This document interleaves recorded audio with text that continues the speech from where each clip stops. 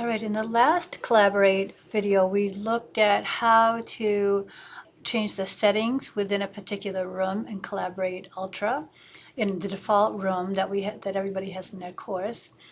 We changed the settings, we looked at how to access recordings as well as the sessions. Today we're actually going to join the room and take a look at the environment. All right, so just click the link that says join room. So as the room loads, if you're the only person in the room, you'll see this default image. So this is what you see when you first enter the room. As a moderator, notice I didn't have to enter my name as the room was loading, but those who are enrolled as participants, who join as participants, there's a screen that pops up that just says enter your name, and when they'll enter their name, and when they do that, then they'll enter the room. All right, so what do we see here? In the top left corner, you'll see a session menu. And if you just click those three lines, you have a few options here. One is if you decided to record this session, you'll just click this Start Recording button. And I'm just going to do that for a moment to show you what happens. When you do that, a pop-up menu shows you that the session is being recorded. And you'll also notice next to those lines now is a little tiny recorder. That's your alert that recording is going on. When you're finished recording, you just click those lines again and click stop recording. That start toggles to stop. Okay, so you click stop recording, that image goes away, and you're alerted that the recording has stopped. All right, when the recording has been processed, and depending on the length of the recording, if usually just give it overnight, and the next time you enter the Collaborate area of your classroom in Blackboard, remember in the top left there are lines similar to this. You click that and choose recordings. That's how you access those recordings. All right, so you can record your session. If you decide to use your telephone for audio, you just click this link and you're given a telephone number and a PIN. Okay, you can also access that in another location I'll show you in a moment. Be aware that if you use this phone number, whether it's a landline or a mobile phone, if your plan charges for a long distance call, you will be charged for the call. Okay, so just make sure you're aware of that. The rest of these three links are concerning kind of troubleshooting. So if you have a problem, you can click this and send the issue to Blackboard. Here's just a general help, and this is just runs you through a little bit of a wizard that will explain the different parts of the Collaborate room. Okay. When you're finished with the session, you don't want to just close the tab in your browser or just close the browser. You always want to get into this location and click Leave Session. Okay, make sure that you do that. Otherwise, the session is still running in the background. Okay, so that's the session menu. In the bottom right-hand corner, you'll see this pink tab, and if you open that just by clicking it, you have some tools here. By default, your chat panel is listed. That's this first icon. Whichever panel is open, that icon will become pink, so you'll know that's the active panel. So to use the chat, at the top, because I'm a moderator, it's giving me this information. Participants wouldn't see that. But as a moderator, I could click that and say chat with everyone or just chat with moderators. Okay. So to chat, at the bottom of the panel, there's this little space, just like most instant messaging software. You just type what you want to say. And you can use these little emoticons if you want to. Just click one and then hit enter on your keyboard. And that pops up here. If you're a participant, whoever is not the one actually typing in the chat, they'll have a little pop-up window that shows that someone has just sent a chat. Okay, so you're alerted that that's going on. All right, so that's the chat panel. The next one over is the participant panel, so it will show everyone who is in the room right now.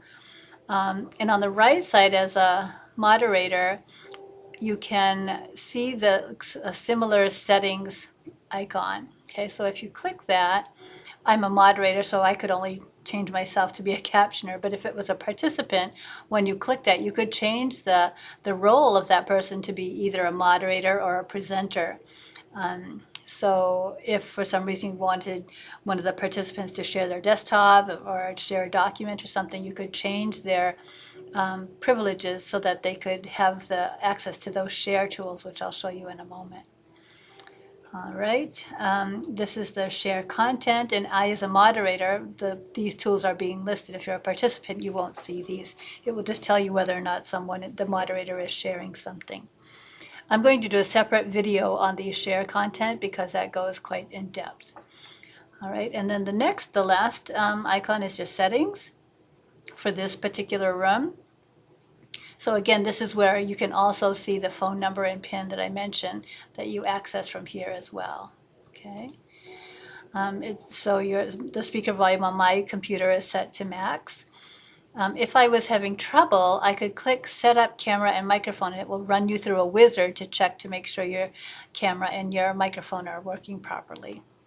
Okay. Notification settings, that's about, remember I just mentioned if someone posts something in a chat, then I will see a notification, a visual notification and an audio notification that someone has just chatted something. Okay, so if you're in breakout rooms and someone leaves it, I will see a visual notification of that the way the settings are set right now. Okay, if someone raises their hand, that's this little icon here to get my attention, then I will see a visual again and an audio notification. So that's what these notifications are about. Okay, so I'll close that one. And then let's see, session settings. It's telling me that participants who are in the room will have all of these privileges. Okay, so that's that. So that's settings. So now let's just look at these three icons quickly. This is the, again, it's a different way to get to this settings window, right? So if I click this, it's just going to toggle back that same panel. Okay. Another thing you can do from there, though, is to provide an image for yourself, an avatar sort of. So if I click this and just choose pictures, and let's just choose something like that, you can kind of enlarge it a little bit, move that to get it centered like you want, and then just say I like it. And there's my avatar now. Okay. If I decided it doesn't look very nice in that small circle, I could just remove it and start over. Okay, and then I'll check that to say always use that icon for my avatar. Then I click save, and you can see it now here. So that's how to provide an avatar of yourself. This present in the green check mark means that I'm present in the room.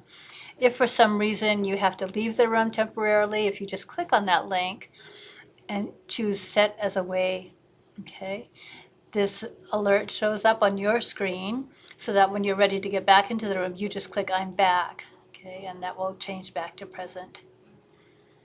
All right, so that's just kind of an overview of what you see in this room. This microphone and video, you're just basically going to click on it to toggle it to on or off. Okay, so when the microphone is on now, you can see it's green and it's kind of, showing that some audio is happening there.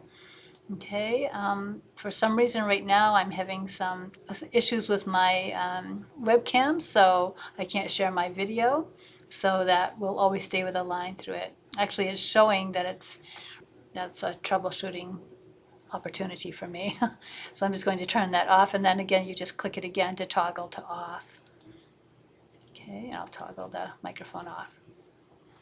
And lastly, we'll talk about this raise hand icon. So when a participant raises their hand, their icon turns pink and it shows like one person's has their hand raised. And I, as the moderator, would get a notification saying so-and-so has raised their hand. I don't see the notification here because I, the moderator, am the one that raised my hand. Another way you can recognize someone raising their hand is if you're in the participant panel, you'll see an icon next to their name, the hand raise icon. So you could lower it for them by clicking the controls for that particular person, and you then have an option to lower their hand. Okay. Otherwise, you can just ask them to lower their hand, and they click the icon again, and it toggles to off. All right. All right, so that's just a quick overview of what you see when you enter the room. The next video will be about how to use the share tools in your Collaborate Ultra room. All right, thank you.